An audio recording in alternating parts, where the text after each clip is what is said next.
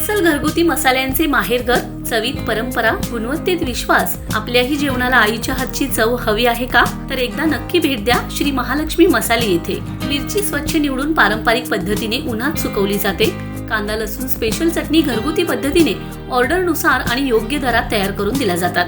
कांदा मसाले विशिष्ट तापमानात काळजीपूर्वक भाजले जातात, ज्यामुळे सुगंध आणि चव दोन्ही टिकून राहतात. प्रत्येक घासात घराची ऊब. स्वयंपाकाला द्या अस्सल घरगुती चवीचा सुवास. पत्ता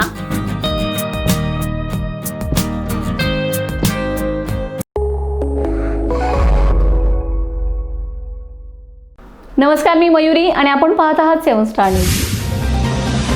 जिल्हाधिकारी अशोक काकडे यांच्या संकल्पनेतील सांगली पॅटर्न अंतर्गत समाजातील आणखीन एका उपेक्षित घटकाला जगण्याची उमेद मिळाली.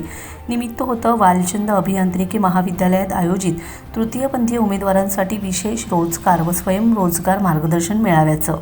महाविद्यालयाच्या इलेक्ट्रिक डिपार्टमेंट हॉलमध्ये जिल्हाधिकारी अशोक काकडे यांच्या अध्यक्षतेखाली पार पडलेल्या या मेळाव्यासाठी सहाय्यक आयुक्त समाज कल्याण बाळासाहेब कामत, जिल्हा उद्योग अधिकारी ताना खांडेकर, जिल्हा कौशल्य विकास, रोजगार व उद्योजकता मार्गदर्शन केंद्राच्या सहाय्यक आयुक्त इनुजा शेख, यंग प्रोफेशनल प्रवीण बनकर, कौशल्य विकास सहाय्यक अमोल बोळाज, तृतीयपंथीयांसाठी कार्यरत स्वयंसेवी संस्थेच्या प्रतिनिधी आरती पैलवान, शांतीलाल काळे, किरण देशमुख, राजेंद्र सुधा पाटील, इम्तियाज हकीम आदी उपस्थित होते. जिल्हाधिकारी अशोक काकडे यांनी मार्गदर्शन करताना म्हणालेत की सामाजिक गैरसमजांवर अवलंबून न राहता स्वावलंबनाच्या दिशेने ठामपणे पाऊल टाका. आपल्या क्षमतांवर विश्वास ठेवा आणि परिस्थितीला सामोरे जा. या मार्गदर्शनामुळे उपस्थित उमेदवारांमध्ये आत्मविश्वासाची ज्योत प्रज्वलित झाली.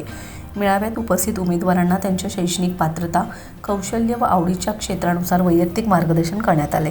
तसेच विविध विभागांच्या योजनांचा लाभ घेण्याची प्रक्रिया, ऑनलाईन नोंदणी, कर्ज प्रस्ताव सादरीकरण व उद्योजकतेसाठी आवश्यक कागदपत्रे याबाबत सविस्तर माहिती देण्यात आली.